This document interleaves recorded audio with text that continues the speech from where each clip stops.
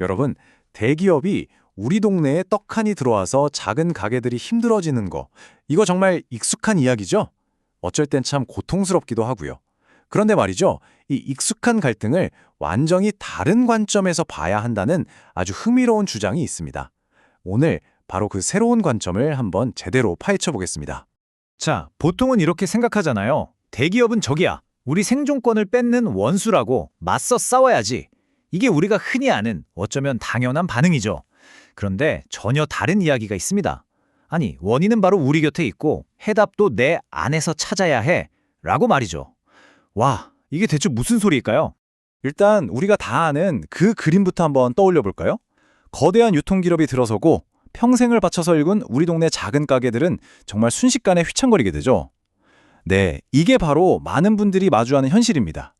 그럼요, 당연히 화가 나죠. 이런 상황에서 이건 부당해 라고 느끼고 저 거대한 상대한테 분노하고 저항하는 거 어쩌면 이건 너무나도 자연스러운 거의 본능적인 반응일 거예요. 왜냐하면 내 삶의 기반이 통째로 흔들리는 거니까요. 그런데 말입니다. 바로 이 지점에서 오늘 우리가 다룰 분석은 아주 파격적인 이야기를 꺼냅니다.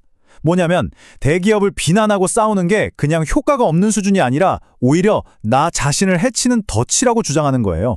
아니 도대체 왜 그런 걸까요? 자, 보세요. 이게 왜 악순환이냐면요. 기업이랑 싸우는 동안에 소중한 내 시간, 내 돈, 그리고 진짜 중요한 정신적인 에너지까지 전부 다 써버리게 되는 거죠. 사실 그 에너지는 내 가게를 어떻게 더 발전시킬지, 새로운 길은 없을지 고민하는 데 써야 하는 거잖아요. 근데 그걸 전부 외부와의 싸움에 쏟아붓는 거예요. 그러고 나면 어떻게 될까요? 맞습니다. 싸움이 딱 끝났을 때 보면 시작할 때보다 오히려 더 힘든 상황에 처하게 된다는 거죠. 바로 이겁니다. 원본 영상의 화자는 아주 단호하게 말해요. 외부를 탓하고 원망하는 그 순간 고통은 그걸로 끝나는 게 아니라 결국 또 다른 모습으로 나를 찾아온다고요. 그러니까 이 헛된 싸움 자체가 고통을 한 번 더 겪게 만드는 지름길이라는 아주 무서운 경고입니다. 자, 그럼 대기업이 진짜 원인이 아니라면 도대체 이 모든 변화를 이끄는 진짜 설계자는 누구일까요? 여기서부터 이야기가 정말 생각지도 못한 방향으로 확 흘러갑니다. 한번 따라와 보시죠. 한번 생각해 보세요. 대기업이라는 건 그냥 움직이는 게 아니잖아요. 정말 거대한 시스템이죠. 모든 결정 하나하나가 철저한 데이터 분석이랑 치밀한 전략 기획을 통해서 이루어집니다. 그렇다면 이 모든 계획, 그러니까 지역 상권을 어떻게 하면 가장 효율적으로 장악하고 이윤을 최대로 뽑아낼 수 있을까 하는 이 무섭도록 정교한 계획을 짜는 사람들, 과연 누굴까요? 그 정답이 정말 충격적입니다. 바로 우리의 자식들이라는 거예요. 네, 맞습니다. 우리가 평생 땀 흘려서 공부시키고 키워낸, 그래서 지금 사회 최고의 인재, 소위 지식인이라고 불리는 바로 그 아이들이 이 모든 계획의 설계자라는 거죠. 와, 정말 아이러니하면서도 어떻게 보면 좀 비극적인 이야기죠? 이 세대 간의 순환 구조, 지금부터 조금 더 깊이 들여다볼게요. 도대체 어떻게 부모 세대의 희생이 자식 세대의 손에 의해 무너지게 되는 걸까요? 이 타임라인을 보시면 모든 게 이해가 되실 겁니다. 자, 시간을 거슬러 올라가 보죠. 한 30년 전쯤 우리 부모님 세대는 자식 잘 되라고 정말 자기 모든 걸 바쳐서 교육시켰습니다. 그리고 10년, 20년이 지나서 그 자식들은 부모님 바람대로 사회에서 인정받는 최고의 엘리트가 됐어요. 그리고 바로 지금, 현재 그 똑똑한 자식들이 어디에 가 있을까요? 네, 바로 대기업의 핵심 브레인으로 일하고 있다는 겁니다. 원본 영상에서는 이런 표현을 써요. 그 자식들은 바로 부모의 피와 땀을 먹고 자란 사람들이라고요.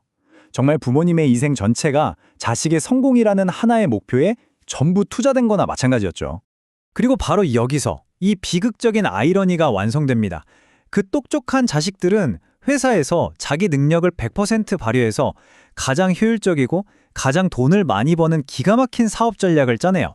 그런데 그들이 만든 그 완벽에 가까운 계획이 결과적으로는 자기 부모님 세대의 생존 기반을 뿌리채 흔들어버리는 칼이 되어 돌아온다는 겁니다. 자, 지금까지 이 문제가 어떤 구조로 얽혀 있는지 쭉 살펴봤습니다. 좀 답답하고 마음이 무거우셨을 수도 있어요. 하지만 이제부터가 중요합니다. 이 분석이 제시하는 아주 파격적인 해법에 대해 이야기해 볼 거거든요. 그 해법은 다른 데 있는 게 아니라 바로 우리 생각을, 우리의 마음가짐을 180도 바꾸는 데서 시작합니다.